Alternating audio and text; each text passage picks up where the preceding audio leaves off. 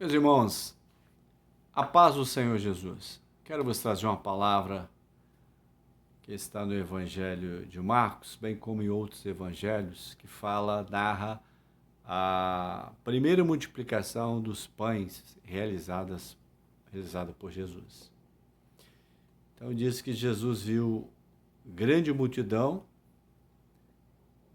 que como quem não tinha pastor. Só nisso já está uma grande falta. Ou seja, uma multidão sem cuidado, sem amparo, porque Jesus é o fiel e verdadeiro pastor, como diz o Salmo 23, o Senhor meu pastor, nada me faltará. Então é uma multidão com muitas incontáveis faltas. Nós precisamos entender que em Jesus nós somos feitos co-herdeiros e filhos de Deus, por promessa, pelo seu sacrifício vivo, servos como filhos, não servos escravos, servos como filhos, para podermos assentarmos à mesa do Pai, estando em condição, evidentemente, como filhos, obedientes ao Pai. E que Jesus nos chamou para que nós fôssemos não só experimentar, mas vivenciar a obra de Deus manifesta em Jesus. Que obra? Obra salvadora, obra redentora, não obra religiosa, não denominacional, como muitos vendem. A obra, que é obra? Obra é trabalho, obra é construção. Então, Deus já fez toda a obra, criadora e redentora. Nós só precisamos viver essa obra, fazer parte dela, estarmos inseridas nela, não somente sermos beneficiários dela. Não é? Então, Jesus olha a multidão e assiste a multidão, porque só ele, naquele momento, tinha palavra para a multidão. Mas também, ele, quando chama os discípulos, não chama somente sede meus seguidores, vinde após mim. É o convite, é o chamado, é um comissionamento, e vos fareis pescadores de almas. Eu pergunto aos irmãos, há alguma coisa mais preciosa, a bênção maior do que uma alma remida? Não existe. A Bíblia diz que há alegria no céu, há festa no céu, há regozijo no céu quando um pecador se arrepende. Está lá muito claro em Lucas, o retorno do filho pródigo. O filho que estava em casa querendo bênção. Pai, se nunca me deu uma bênção, um cabritinho para comer com meus amigos. Que bênção é essa? Porque há muito dentro da ideia cristã ou evangélica, eu vou à casa de Deus buscar uma bênção, eu vou ao culto buscar uma bênção, e bênção daqui, bênção dali. Claro que Deus é o abençoador, único abençoador. E bênção é a dispensação da sua graça imerecida sobre nós, pela ação gloriosa do seu Espírito Santo, é a sua presença. Não há maior bênção que os discípulos, que aqueles que seguiam Jesus, pudessem alcançar ou viver, de que quando chegaram ao sepulcro, a palavra que receberam é que, por que buscais o que vive entre os mortos? Não está aqui, ressuscitou. Lembrai-vos que ele vos disse na Galileia, era profético. Esqueceram da profecia? Ele está vivo? Que alegria! Então saíram correndo anunciar a Pedro ali, as mulheres e os discípulos, e estava a turma temerosa dentro de casa, e nós vamos morrer. Que bênção! Cadê a bênção que era Jesus? E caminhar com Jesus. Então Jesus o chama para que fossem discípulos, não só seguidores, mas que fossem transmissores, que pudessem testificar das obras salvadora de Jesus. Então, Deus criou o homem para que o homem ele pudesse ser a imagem e semelhança de Deus, que as pessoas vissem Deus na vida do homem, como Israel era para os gentios, como a igreja é para o mundo. Essa é a grande bênção, sermos luz do mundo, sal da terra. Não é cura, não é abertura de porta, não é livramento. Isso ele faz, porque o pai faz para o filho, não é? Todo cuidado ele faz, tudo que ele puder. Mas o que ele mais quer é amar o filho. E que o filho busque guardar os valores que recebeu do seu pai. E que o filho guarde os ensinamentos, que o filho ande no caminho do pai. Que o filho seja exemplo do pai. Que o filho represente o pai. Que o filho dê honra ao pai. Não é verdade? Olhar para o filho e lembrar do pai ou da mãe. Então, Jesus ali faz a sua parte, que é a palavra que vem da eternidade. Só ele tinha. Mas ele disse assim: vós fareis as obras que eu faço. Vós ministrareis o que eu ministro. Mas fareis obras maiores do que essa. Ou seja, vocês darão continuidade à obra do Pai, à obra de Deus. Não era religião. Era a grande bênção da salvação, do anunciar do Evangelho, do testemunhar do Evangelho. Não é caçador, pescador de bênção. Isso as pessoas estão fazendo em todas as denominações, em todas as igrejas. E se frustrando, estão tristes, e muitas vazias, e abatidas. E quando não há resposta,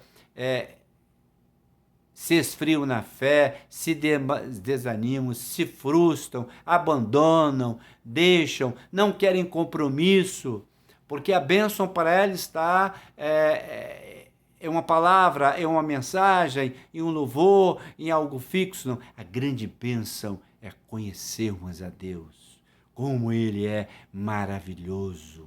Como fala Isaías, conhecemos a Deus. Eu fico pensando a experiência de Enoque, que caminha há tanto tempo e Deus o toma para si. Que coisa gloriosa. Isso é bênção. E dizer para Moisés: fale com a rocha e vai sair água. Toque com o cajado, com a vara no mar vermelho e o mar vai se abrir. E isso é bênção. Estarei no meio de vós. Isso é bênção. Isso é bênção. É a manifestação gloriosa do Altíssimo, de um Deus vivo, que fala ao nosso coração. É aquela ovelha perdida, cansada, desanimada, à beira da morte, e encontrada, trago e diz assim: façamos uma festa, porque já achei a minha ovelha perdida. Isto é bênção. As outras coisas são beneficências que emanam da graça de Deus, que nos ama como filhos amados e que nos dá não por merecimento, não pelas nossas obras, mas pelas suas misericórdias que não têm fim e que muitas vezes esquecemos dela. Então, aqui no texto do Evangelho de Marcos, capítulo 6, Jesus ele alimenta a multidão com a sua palavra, porque só ele tem a palavra que seja bênção ao coração do homem. A grande bênção é a palavra de Deus, viva e eficaz. Não é um momento, não é um instante. Eu posso até ter um momento, um instante de alegria, de gozo, faz parte. Ouvir uma boa mensagem, cantar um louvor, glorificar, orar, tudo isso é bênção. Respostas de Deus são figuras de bênçãos. Mas bênção em si é conhecer a Deus, é ter comunhão com Deus. Né? Eu fico imaginando ali aquela contenda entre os pastores de Ló, que veio de carona, né, com Abraão, e cresce, e se enriquece, ensoberbece. E Abraão diz: não, tudo bem, tudo certo, tranquilo, escolhe. Você pode escolher. Que coisa, né? Você pode escolher. Deus tem dito para nós, isso é bênção. Você pode escolher. Você pode escolher. Agora a pergunta é, temos sabido escolher? Então pessoas escolhem, eu quero uma bençãozinha. Precisamos escolher a Deus. Paulo fala muito isso, né? Quando ele retrata algumas situações. Trago no meu corpo as marcas do Evangelho de Cristo, como quer dizer, das bênçãos do Senhor, dos sofrimentos, das lutas, das perseguições, das dores, das aflições, das faltas, da fome, do frio, do apedrejamento, da rejeição, do abandono, das angústias, dos grilhões, das cadeias. Estão comigo marcadas, são bênçãos, porque elas revelam a Cristo. Mas eu prossigo para o alvo. E outra coisa quero vos dizer, eu sei em quem tenho crido. Isso é bênção. Não é dependência de pastor, de diácono, de igreja, de culto, de quantidade de pessoas, de placa, de movimento, e se vou fazer isso ou aquilo. Não. Eu sei em quem tenho crido. Ele é poderoso, aleluias, Ele é poderoso para me levar até o fim. Isso é que é bênção, isso é bênção, chegar até o fim. É uma porta que se abre, dessa porta eu dou as costas para o Senhor. Por isso que o Senhor não abre algumas portas para nós, por isso que o Senhor não responde algumas orações para os crentes, não é verdade? Então Jesus, ele alimenta aquela multidão, já há 3 dias, muita gente, e diz assim, é mistério, é necessário que vocês deem de comer. Jesus os provava. Irmãos, estão sendo provados o que queremos, o que vemos no Senhor, qual a nossa identificação com o Senhor. É bênção? É esmola? É bênção em forma de esmola? É para hoje? É para o momento? Às vezes a gente observa num culto maravilhoso da presença de Deus, alegre e liberta, a gente diz, eu queria que... Não estou fazendo crítica, mas precisamos alcançar um pouco mais. Eu queria que orasse por mim, porque eu estou com a gripe. Ora, não se nega a oração. Mas você não pode orar e você não pode confiar. Essa é a sua bênção. Ou por outra situação, e as pessoas se afligem por isso.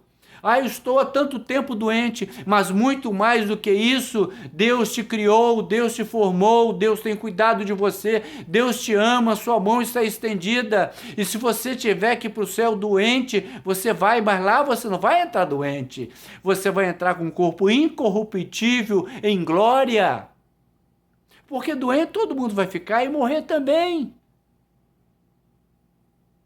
Então Jesus disse assim, dê pão, Senhor, mas não tem pão e não tem dinheiro, aquelas nossas desculpas, né? E queremos bênçãos com desculpa e ninguém terá bênção. Como é que eu vou fazer, que está difícil, que é isso, que é aquilo, que o irmão e tal, aí eu começo a transferir para o outro a minha falta de fé, a minha falta de conhecimento de Deus, a minha falta de comunhão com Deus, o meu estado espiritual. Eu preciso de alguém para transferir como fez Adão com Eva e Eva com a serpente. Mas Deus tratou com todos. Então Jesus diz assim, e de ver o que tendes. O crente em Jesus não é um ser vazio, não é um ser moribundo, não é um ser triste, não é um ser abatido, não é um ser cabisbaixo, não é um mendigo, não é um beiro do caminho, nem Bartimeu, que segue mendigo, mas ele clamava ao Senhor. Ele não deu ouvidos à multidão, ele não olhou para a multidão, ele não perdeu tempo com a multidão, com as falas, com as linguagens da multidão, com as críticas, com as desaprovações, com as acusações, porque o alvo dele era o Senhor. E quando o Senhor chamou, disse, o quê? Eu quero uma bençãozinha, o Senhor que sabe, uma benção. Não, eu quero tudo, eu quero ver. Ver quem? Ver Jesus. Então essa é a grande necessidade dos crentes nessa hora, ver Jesus, conhecer Jesus, como Ele é maravilhoso, como Ele é glorioso, como Ele é Deus, como Ele é Deus, como Ele é Deus vivo. Aí eu já não me preocupo com bênção maior, outra bênção, porque a maior eu alcancei. Então eu sou de e de ver, que tendes? Examina, é preciso, é necessário que o crente nessa hora faça um exame de si mesmo, da sua caminhada, da sua história com Deus, das suas experiências, daquilo que você alcançou de Deus, daquilo que você está enxergando em Deus, e não buscando a Deus por um momento, por uma situação que todos precisam, de uma forma ou de outra. Uma doença física, a outra é doença psicológica, a outra é o trabalho, é a esposa, é o filho, porque o Senhor disse, no mundo tereis aflições. As pessoas estão querendo se livrar das aflições na terra, ninguém vai se livrar de aflição. Mas tem de bom ânimo, eu venci. Então nós somos mais do que vencedores por aquele que nos amou. Então o crente precisa ler, conhecer a palavra e se deleitar e crer nela e viver, e praticar e viver a palavra. E não ficar triste, abatido, e eu não vou buscar, e porque falta tanto tempo. Que tempo? Há quanto tempo Deus está te amando? De eternidade a eternidade, tu és Deus. Deus nos vê, Deus nos quer e nos clama todos os dias. E de ver o que tendes. Ora, trouxeram alguns pães e peixinhos e disseram, o que é isso para tanto? Mas a igreja de Jesus vai dizer, nós temos o Espírito do Senhor. Foi quando Pedro saiu satisfeito, alegre, porque injustamente ele foi açoitado pelo nome de Cristo. Se pelo nome de Cristo sois açoitados, vituperados, bem-aventurados sois. Irmãos, então, bênção mesmo, estar muito além daquilo que é físico, humano, material, financeiro, temporário, do qual nós humanos, esse corpo mortal que nos aflige por causa do pecado, necessita de um refrigério. Mas bênção maior é conhecer Jesus nesse tempo presente e conhecê-lo na sua glória. Meditem nessa palavra. O que tendes? Estão vazios? Ou tendes o Espírito Santo de Deus? Ou tendes os nomes escritos no livro da vida? Ou tendes uma fé viva no Senhor, que não importa, como diz Paulo, como diz Jó, eu sei que o meu Redentor vive e por fim se levantará sobre a terra. Que Deus abençoe.